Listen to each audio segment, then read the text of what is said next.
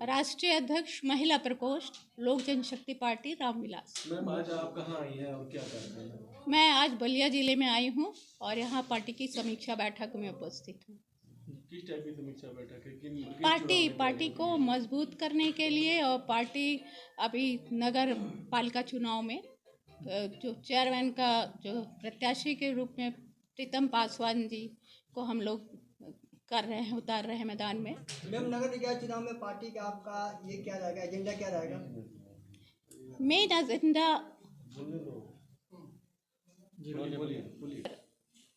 यहाँ की जो नागरिक, बलिया जिले के जो हमारे नागरिक हैं, उनकी क्या परेशानी है, उनकी क्या समस्याएं हैं, हम लोग उनके बीच में हमारे जो प्रत्याशी हैं और हमारे पार्टी के लोग जाके उनसे बातचीत करके मालूम करेंगे कि यहाँ क्या समस्याएं हैं।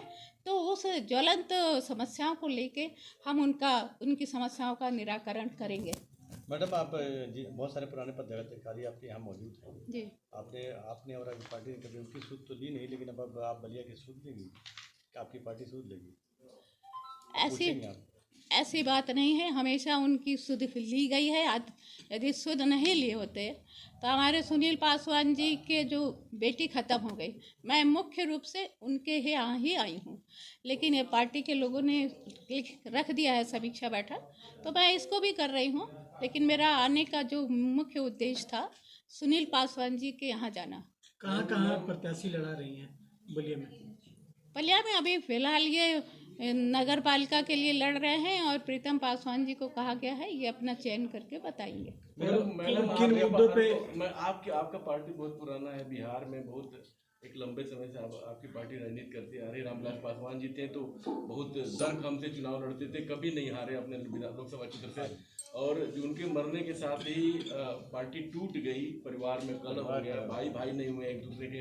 आपका बिहार में जब जनाधार नहीं तो किस आधार पर आप यूपी में अपना जनाधार फैलाने आई हैं, और क्या नाम है कि आपके किस मुद्दे पर आप दमदारी से लड़ेंगी ताकि आपको भी माना जाए कि हाँ भाई आपकी भी पार्टी स्टैंड कर जाएगी यूपी में? आप देख ही रहे हैं कि माननीय चिराग पासवान जी आज बिहार में जो उन्होंने तूफानी दौरा शुरू किया, जिसकी वजह से आज बिहार के जो लोग हैं केवल चिराग पासवान जी के ही की तरफ बहुत ही उम्मीद से देख रहे हैं।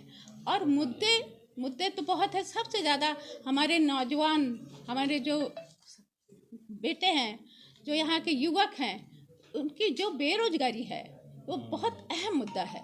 और इसके लिए हम लोग जो हमारे पास जो चिराग जी ने बिहार में एक जो उन्होंने स्लोगन दिया है कि बिहार फर्स्ट बिहारी फर्स्ट, इसका मुद्दा इसके अंतर्गत यही है कि जो बेरोजगार हैं, नौजवान हैं, उनके भविष्य को कैसे बनाया जाए, इसके लिए हम लोग पूरा प्रयास करें। मैडम, 20 साल से मैं भी देख रहा हूँ, लगभग जिस दिन शुरुआत से पार्टी ग्रोथ की, लेकिन पार्टी कार्यकर्ता ग्रोथ नहीं कर पाए, पार्टी कार्यकर्ता वही रह गया, वही ये संघर्ष भी कर रहे थे और आज भी कर रहे हैं, तो पार्टी बढ़ी, इसलिए कार्यकर्ता तो नहीं बढ़ पाए। तो आप किस बिहार पे आप बलिया और निकाय चुनाव से लेके आप 2024 वाले चुनाव आने वाला कैसे लड़ेंगे? ये देखिए, हर पार्टी में होता है, हर पार्टी में आप परिवार में ही देख लीजिए, यदि 5 भाई है तो सबके विचार एक जैसे नहीं होते हैं। यदि जब परिवार में विघटन हो जाता है तो पार्टी तो बहुत बड़ी है और इसमें हर तरह के विचारधारा के लोग हैं।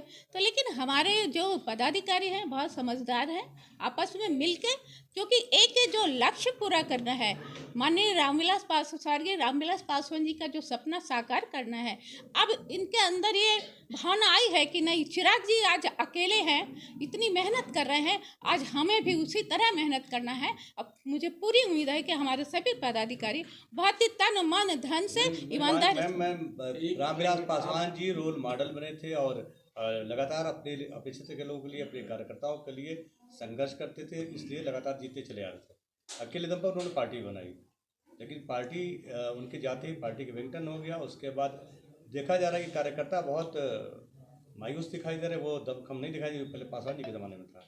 देखिए, ये अब दमखम अब आपको कैसे दिखाया जाएगा, जो चुनाव का है, अब इसमें ही तो लोग मेहनत करेंगे। और मेन चीज़ है कि अब आगे आप देखिएगा कि दमखम है या नहीं, कि हमारे जो आप अभी आपने कहा कि चिराग जी का स्लोगन है बिहार फर्स्ट बिहारी फर्स्ट जी, ठीक है, तो बिहार फर्स्ट बिहारी फर्स्ट का स्लोगन उनका जो नारा था बिहार में, बिहार विधानसभा चुनाव में बुरी तरह पिट गया, डिफीट हो गया वो। अब बिहार फर्स्ट बिहारी फर्स्ट का नारा लेकर यूपी में आई है, वो भी बिहार फर्स्ट नहीं। बिहारी, यानी कि यूपी के लोग आपको वोट दें, बिहारियों का कल्याण होगा, यही ना? तो यूपी के लिए कौन सा नहीं, नारा बनाया मैंने गया आपने? यूपी का देखिए यूपी हाँ, चुनाव में ये आप तो- पहले नगर बिहारियों निकाय का काम चुनाव होगा, में उसके आई बाद है, दूसरों का और होगा। नगर निकाय चुनाव में स्थानीय नहीं, मुद्दे नहीं, होते हैं। ऐसा आपका कुछ नहीं पहला है। मेरा सवाल, आपका मुद्दा क्या रहेगा, स्थानीय मुद्दा, और यूपी का नया नारा क्या रहेगा? क्योंकि बिहार फर्स्ट बिहारी फर्स्ट तो यूपी में चलेगा फेल हो जाएगा। नहीं नहीं, ये बिहार तो के लिए है। भाई जो मुद्दा वो तो बिहार का नाम है, लेकिन हमारे यूपी में भी सबसे जो ज़रूरी है कि हमारे जो नौजवान बेरोजगार हैं उनको रोजगार कैसे मिले, अधिक से अधिक यहाँ पर फैक्ट्रियाँ हों या जिस तरह से भी वैकेंसियाँ निकलती हैं तो उसमें उनकी नियुक्तियाँ हों, तो उसके लिए मेन है बेरोजगारी को दूर करने के लिए हमारी पार्टी जरूर पासवान जी हमेशा सरकार के पार्ट रहे हैं, जी। कितनी बेरोजगारी दूर कर पाए? एक एक कहते हैं ना, एक चना भार नहीं भून सकता है, आपको अच्छी तरह पता है। एक अलग अकेले होकर भी देश के लिए जितना अच्छा उन्होंने पूरे देश के समाज के लोगों के लिए, चाहे वो आरक्षण का मामला हो, उन्होंने 10% का जो आरक्षण का मांग हमारे माननीय पासवान जी ने किया है, और बैकवर्ड का जो आरक्षण दिलाया है वो भी वीपी सिंह जी के समय में उन्होंने ही दिलाया है। तो हमारे जो नेता ने इतना बड़ा काम किया है तो उसको भी तो आपको देखना होगा कि जब उन्होंने किया है तो उसके तरह हम भी उन्हीं के चरण पद चिन्हों पे चलेंगे। और नेता माननीय कार्यकर्ताओं आने वाले समय कार्यकर्ताओं में कमजोर पार्टी दिखाई किस दे रहा तरीके है। से अपने आप को मजबूत बनाएगी, और आज समीक्षा बैठक में क्या निर्णय लिया गया, क्या संकल्प लिया गया, कैसे कार्यकर्ताओं को एकजुट किया गया, आखिर सवाल है सभी लोगों का। आज जो चुनाव का है, हमारा सभी पदाधिकारियों से अब जो भी यहाँ पर हैं मौजूद, हमने कहा है कि हर विधानसभा में आप अपने बूथों पर जाके वहाँ के लोगों की क्या समस्याएं हैं और जो भी समस्या है उसका आप निराकरण करें, जन जन से जाके मिले और वहाँ पर जो भी उनकी परेशानी है वो पूरा उनका जो निराकरण का समस्या का समाधान करें। तो मैम ये चुनाव से आया है, उससे पहले मतलब ये पूछा जाएगा कि अब चुनाव बीतने के बाद भी ये सारे फील्ड में जाकर पूछा जाएगा क्या समस्या है लोगों का? नहीं, चुनाव आने से तो पहले बहुत सारे लोग वादे करते हैं। हमारे सहयोगी के पूछने का मतलब ये है कि आपने जो नगर पालिका चेयरमैन की जो कैंडिडेट चुना है उन्हें कितना मजबूत करेंगे ताकि वो चुनाव में अच्छी तरीके से लड़ सकें? क्योंकि जीते या ना जीते, समाज सेवा में लगे हैं। कार्यकर्ता तो बहुत मजबूत हैं, बहुत अच्छा काम किया जो समाज में सामने है, लेकिन पार्टी उनको कितनी मजबूती देती है ये बताइए। देखिए, जब कार्यकर्ता मजबूत है, उसके अंदर इतना हौसला है, तो पार्टी तो उसके साथ खड़ी है और इसमें बताने की कोई बात ही नहीं है। वो तो समय वक्त आएगा तो सभी को मालूम हो जाएगा ना। लेकिन हमारा जब कार्यकर्ता इतना मजबूत है, उसके अंदर इतनी हिम्मत है कि नगर पालिका का चुनाव लड़ने के लिए उसने अपनी तैयारी की है, तो अपने आप ही वो उसको सफलता मिलेगी। बड़े नेताओं का कहना है कि वो कुंठा में जीते हैं आपके कार्यकर्ता, यहाँ के जो है कि बड़े लोग बड़े लोग कभी नहीं आते हैं बलिया में, कभी बातचीत नहीं करते हैं, कभी सहयोग नहीं करते हैं। तो क्या माना जाए कि बिहार से या दिल्ली से ही राजनीति होगी या फिर अब आगे से इस बात को सुधारेंगे, कार्यकर्ता भी पार्टी के ऋण होते हैं उनको भी ख्याल करेंगे?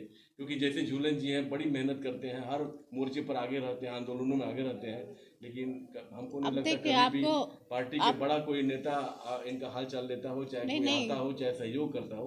तो क्या माना जाए, आप आ जाएंगे, आपकी गरिमामय उपस्थिति है संगठन अभी मौजूदा समय में आपको बताना चाहूँगी कि हमारा जो पार्टी है, पूर्वांचल का अलग प्रदेश अध्यक्ष बनाया गया है, मध्य का अलग है और पश्चिम में अलग है और बुंदेलखंड अलग है, क्योंकि पूरा एक होने की वजह से संगठन को ठीक से नहीं हो पा रहा था। तो पहले हमारे माननीय मणिशंकर पांडे जी थे, तो वो राष्ट्रीय उपाध्यक्ष और प्रवक्ता हो गए हैं, और यह हमारे राजीव पासवान वो हैं, पूर्वांचल के प्रदेश अध्यक्ष हैं।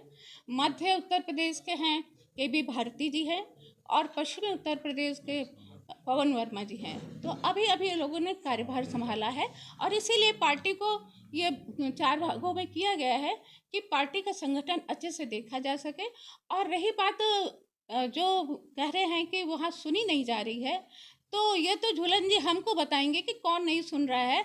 और कभी भी हमसे आपने कोई अच्छी बात नहीं कही, क्योंकि मैं तो खुद क्योंकि मैं एक स्वतंत्रता संग्राम सेनानी की बेटी हूँ और जो भी मैं पार्टी में काम करती हूँ देश हित समाज हित के लिए करती हूँ और उन गरीबों की सोच कि कैसे उनको हक अधिकार मिले जो हमारे शहीदों ने अपना सपना पूरा करने के लिए अभी था। जो आपका प्रत्याशी जो आपके प्रत्याशी पासवान जी श्री पासवान जी हैं, तो अभी जो और प्रत्याशी मैदान में आ रहे हैं उनके पास ट्रिपल एम है, money man and man power, money power, muscles power. तो आप ऐसे जो 3 M रखते हैं, 3M रखते हैं, मैन पावर मनी पावर वाले लोग जो हैं उनके सामने आपका कैंडिडेट कार्यकर्ता अच्छा है, लेकिन और तरीके से सपोर्ट कैसे लड़ पाएगा वो अकेले दम पे? आपको मैं बताना चाहूँगी कि मनी पैसा ही सब कुछ नहीं होता है। जब वो एक एक गरीब के पास जा रहा है उसको पूरा उसको सपोर्ट मिल रहा है, आर्थिक मदद उनकी होगी। आप ये तो बात पार्टी की बात है, मैं आई हूँ, में ये बात रखेंगे ना? बिल्कुल रखेंगे, जो मदद होगी वो कही जाएगी। लेकिन सबसे बड़ी बात है धन दौलत बहुत कुछ है लोगों के पास, लेकिन वो जीतते नहीं है। मैम कि भूखे पेट न होए भजन होए गोपाला, इस बात को आप ध्यान में रखिए। हम लोग से बात करने के लिए बहुत बहुत धन्यवाद। चलिए ठीक है।